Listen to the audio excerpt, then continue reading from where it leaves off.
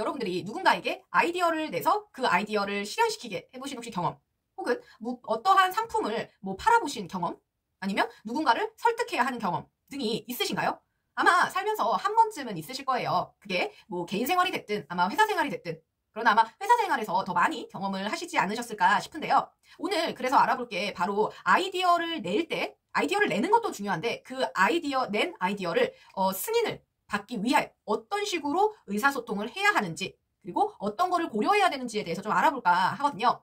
그래서 링크드인 강의가 이번에는 지난번처럼 되게 뻔하지는 않아요. 뻔하지는 않은데 그래도 살짝 뻔해요. 그래서 당연히 제 이제 그 경험들과 좀 섞어서 말씀을 드려볼게요.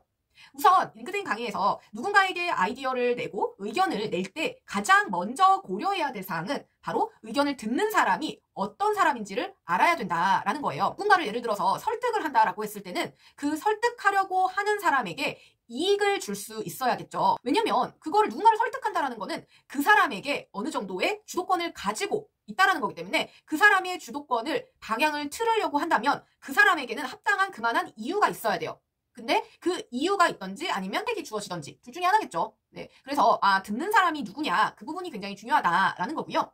그 다음에 그 듣는 사람이 중요하면 듣는 사람이 어떤 스타일의 사람인지를 파악하는 게 그 다음이다라고 해요. 다시 말해서 그 사람의 의사소통 스타일을 파악해라 라고 하더라고요. 그래서 지금 링크드인 강의에서는 두 가지의 스타일로 나왔어요.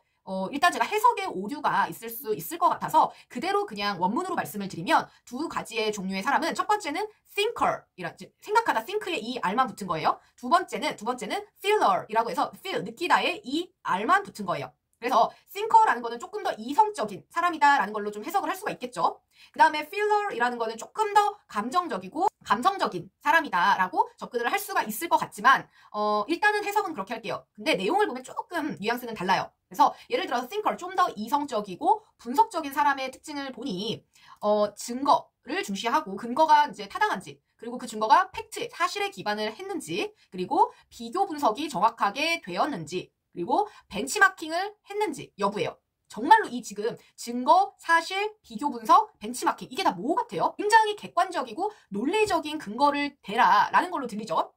이게 바로 분석적이고 이성적인 의사소통 스타일을 갖고 있는 사람에게 제시할 만한 방법이고, 감성적이고 좀 더 감정적인 필러인 의사결정 상대는 무엇을 중시하냐면 바로 좀 더 베네핏, 사람들이 얻어갈 수 있는 이익이 무엇이냐, 이 이득적인, 어떻게 보면 결과론적인 측면이 중요한 거예요. 그리고 그래서 얻을 수 있는 밸류, 가치가 뭐냐, 그 다음 그래서 우리 조직이 얻어갈 수 있는 조화로움은 뭐냐. 그래서 아까 말했던 싱커 부분은 가정적인 측면이지만 필러 부분은 그래서 우리가 얻을 수 있는 이익, 조화, 그 다음에 가치, 이러한 결론적인 부분인 것 같다라는 게 제가 생각한 바였거든요. 저는 그래요. 저는 어떻게 생각이 드냐면 이거를 A라는 사람에게 내가 의견을 개진하고 싶은데 그 A라는 사람이 대충은 의사결정, 이성적이고 분석적인 걸 좋아하는 사람이라는 걸 알더라도, 아무리 그게 알더라도요, 이 결론적인 이익 부분이라든지 가치 부분을 고려하지 않을 수는 없다는 거예요.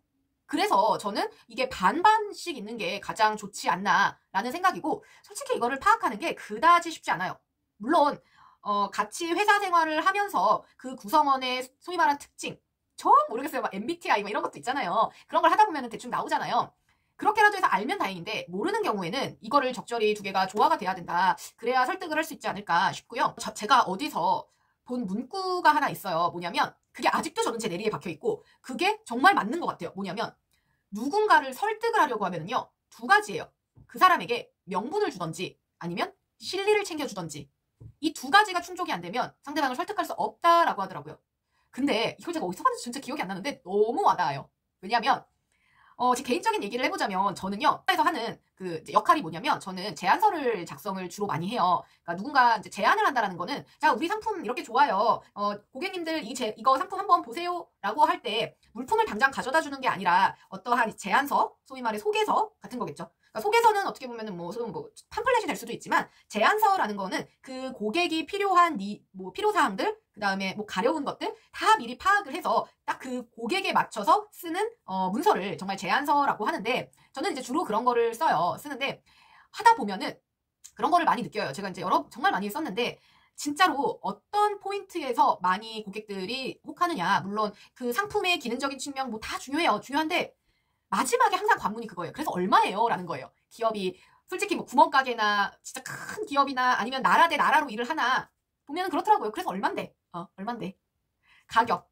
내가 지금 쓰는 거에 비해서 좀 더 저렴하게 줄 수 있어? 왜냐면 지금 뭔가를 사용하고 있는 거를 우리 걸로 대체하려고 한다는 거는 기능이 진짜 너무너무 좋거나 아니면 저렴해야 돼요. 근데 쓰고 있는 사람들 입장에서는요, 그렇더라고요. 지금 이거 써도 니네 거 좋은 거 알겠어. 근데 나 이거 써도 아무 지장이 없어 라는 거죠. 이제 비용적인 측면을 확 낮추던지 아니면 진짜로 말도 안 되는 획기적인 기술력 아니면 진짜 특장점, 다른 것들과 비교할 수 없는 특장점이 있어서 업무의 효율성을 확 높여준다든지 아니면 뭐 5명이서 뭐 5일을 일할 거를 1명이서 이틀이면 일하게 해준다든지 그러면 업무 효율성이 쫙 올라가는 거잖아요. 그렇게 해서 업무 성과적인 측면을 올려주던지 그래서 비용을 주는 실리든지 아니면 명분을 만들어 줘버리는 거죠. 그래서 이게 영업 하시는 분들이 진짜 그 비즈니스의 꽃이다라는 말들도 있어요. 그래서 틀린 말은 아니구나라는 생각을 하기는 했어요. 물론 제가 제안을 쓴다고 해서 영업까지 담당하지는 않은데 진짜 누군가를 설득한다? 그리고 설득을 해서 남의 있는 돈을 우리 쪽 지갑으로 들고 들어오게 한다? 이건 더더군다나 어려운 거더라고요. 그래서 링크드인 강의에서는 이제 메시지 부분을 이제 생각을 하래요. 아까는 듣는 사람, 의사결정자 자체의 포커싱이었으면 이제 그 사람이면 지금은 이제는 메시지, 내용적인 측면을 볼 텐데 내용적인 측면에는 세 단계로 이야기를 하래요. what이 뭐냐? 제안하려는 상황을 개략적으로 일단 설명을 하는 거죠. 예를 들어서 우리 정수기를 바꿔주세요 라고 하는 거예요. 그러면 why가 나오죠. 왜 바꿔줘야 되는데 그 근거를 들어야 되잖아요. 그래서 여기에 근거는 한 2개 정도를 이야기하면 좋다라고 해요. 그래서 근데 그 근거로는 사실적인 부분, 그래서 뭐 통계라든지 고객의 소리, 그다음에 사례 연구, 데이터, 구체적인 예제 뭐 이렇게 나오거든요. 근데 예를 들어서 지금 즉석에서 제가 생각을 한 거예요. 뭐 정수기 바꿔달라. 그 이유는 현재 뭐 여름인데 얼음 정수기가 나오지 않아서 우리는 얼음을 항상 새로 총무팀에 사고 있다. 근데 월 정수기 비교를 해봤을 때 얼음 정수기를 쓰는 게 얼음을 사오는 것보다 저렴하니 얼음 정수기가 훨씬 효율적이다라는 거 하나. 그 다음에 사람들이 그런 대량으로 사오는 얼음은 비위생적이다라고 생각을 해서 많은 사람들이 의견을 위생적인 얼음 정수기를 사오는 거를 이야기하고 있다. 고객의 소리? 아니면은 또 그런 임직원들의 소리? 뭐 이런 게 있을 수 있겠죠. 마지막으로 how예요. 그래서 어떻게 구현을 할 건데 라는 건데 이 부분은 이제 방법을 찾으라는 거잖아요. 어떻게? 문제를 제기했으면 그 문제에 대해서 해결 방안도 갖고 오라는 거예요. 그러면 내가 이러이러한 비교 견적을 내봤더니 이 A라는 업체가 가장 싸더라고요. 그래서 이 업체의 그 담당자를 전화번호를 알고 있으니 제가 컨택을 하겠습니다. 뭐 이렇게 하면 되겠죠. 근데 지금은 굉장히 간단한 뭐 이런 걸로 했지만 예를 들어서 연봉 협상에도 솔직히 사용을 할 수가 있을 것 같아요. 기자재를 준비한다거나 아니면은 정말 영업을 해서 고객을 설득할 때 이런 때도 다 사용할 수가 있겠죠. 일단 제안서를 쓴다라고 말씀을 드렸잖아요. 제안서 쓸 때의 기승전결들이 있는데요. 딱 이 순서예요. 정말로. 그래서 하나를 더 추가한다면 문제 상황을 앞에 하나 더 둬요. 사회적인 상황 분석, 기업 분석 이런 분석이 먼저 들어가요. 사전 분석. 분석을 통해서 문제 상황을 도출을 해요. 문제 상황이 도출이 되면 그 문제 상황을 해결하기 위한 본 제안 목표가 들어가게 돼요. 목표가 들어가게 되면 그 목표를 달성하기 위해서 어떤 식으로 운영을 할지에 대한 이제 근거들이 나오게 되고 그 근거를 기반으로 어떻게 실현을 할지에 대한 how가 나오게 되는 거죠. 그래서 이거는 뭐 너무나 당연한 굉장히 논리적으로 설득할 수 있는 방법이다라고 보시면 될 것 같고요. 그 다음에 이 링크드인 강의에서 그래서 메시지까지 이제 만들었어요. 그러면 이제 그 사람에게 얘기를 해야 되잖아요. 이 얘기를 할 때도 타이밍이 중요하대요. 그래서 언제 이런 얘기를 할지 잘 정해라 라는 건데 더불어서 의사결정자와 좀 자주 대화를 하고 매번 정수기 사주세요, 정수기 사주세요 이러는 게 아니라 은연중에 계속 어필을 해라라는 거고 다른 식으로 좀 돌려서 이야기를 해서 그 사람에게 각인을 시킬 수 있도록 해라라는 거거든요. 정말 전형적인 영업비법 같다라는 생각이 들었어요. 이게 뭐 적절한 사례인지는 잘은 모르겠는데 여러분들 보험 설계하시는 분들의 연락들 많이 받아보셨죠? 자주 이제 하시는 분들이 뭐 좋은 하루 되세요라고 하면서 문자도 자주 보내시고 한단 말이에요. 근데 항상 같은 내용 아니에요. 잘 읽어보시면 다른 내용으로 또 다른 정보를 제공하시면서 이렇게 지속적으로 연락을 해오시죠. 근데 일반적으로 평상시에는 우리는 그냥 넘기죠. 그냥 뭐 아예 또 뭐 광고네 하면서 넘기는데 정작 우리가 보험이 필요할 때가 되면 결국에 연락하는 건 그분들이더라고요. 새로 찾지 않아요. 그래서 이게 은연중에 알게 모르게 지속적인 연락을 취하는 게 필요하구나 라는 거를 파악을 했고 그거를 링크드인 이 강의자분께서도 이야기를 했던 게 뭐라고 하냐면요.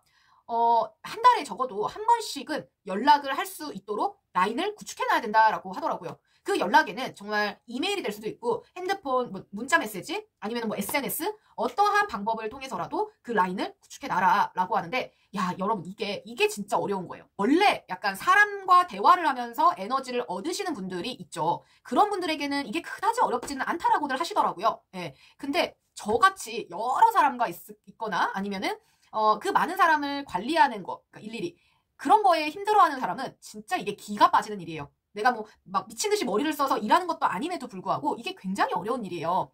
그래서 아니 너는 뭐 맨날 사람 만나서 대화하는데 그게 뭐가 힘들어? 라고 하는 건 절대로 그렇게 얘기해서는 안 될 일이고, 미팅 하루에 2건만 해도 진짜 기빨려요, 여러분. 인맥을 관리한다라는 게 진짜 이 부분이 진짜 어렵다라는 거. 그치만 뭐 어렵다고 안 하나요? 원활한 커뮤니케이션, 누군가와 이제 원만한 관계를 유지하기 위해서는 어쩔 수 없이 해야 되는 거고, 그거 역시 사회성의 일환이기 때문에 우리는 배워 나가야 되는 거죠. 저도요, 그게 굉장히 어려운데요, 억지로라도 문자를 보내요. 예. 아, 이때 되면은 연락을 드려야지 하면서. 솔직히, 어찌 보면 카톡 하나 보내는 것도 굉장히 쉬운 건데도 잘 안 되거든요. 그래서 아예 그냥 마음을 먹어야 돼요. 그렇게 해야 되더라고요. 예. 그렇지 않으면 그냥 단절이 되는 상황인 것 같아요. 그래서 이 강의에서 하는 얘기가 그거예요. 다양한 물건들을 다양한 사람들에게 한번 팔아보는, 설득해보는 그 경험을 가지라라고 하더라고요. 그러면 자신의 아이디어를 냈을 때 아이디어가 관철시킬 수 있다라고 하는데, 제가 우연치 않게 어제요, 어떤 영화를 봤냐면 레오나르도 디카프리오 주연의 영화였는데, 더 울프 오브 월스트리트. 디카프리오가 주식 브로커였어요. 브로커였는데 결국에는 이제 주식 브로커에서 시작해서 자산운용사를 운영해서 정점에 이르렀다가 이제 불법적으로 하기는 했지만 결국에는 이제 이렇게 꺾여서 그러한 실존 인물의 일대기라기에는 그렇고 그 사람의 업무적인 그런 일화를 좀 영화로 재해석한 건데요. 되게 인상 깊었던 게 뭐냐면, 말도 안 되는 진짜 센트, 진짜 뭐 1달러도 안 되는 그런 주식을 부자들이든 아니면은 가난한 사람이든 다 파는 거예요. 뭘로? 증거가 있어서요? 정말 새치 혀로 팔더라고요. 근데 그런 말이 나와요, 중간에. 레오나르도 디카프리오가 이제 자기 동료들한테 이렇게 얘기를 해요. 이 볼펜을 나한테 팔아봐 라고 얘기를 해요.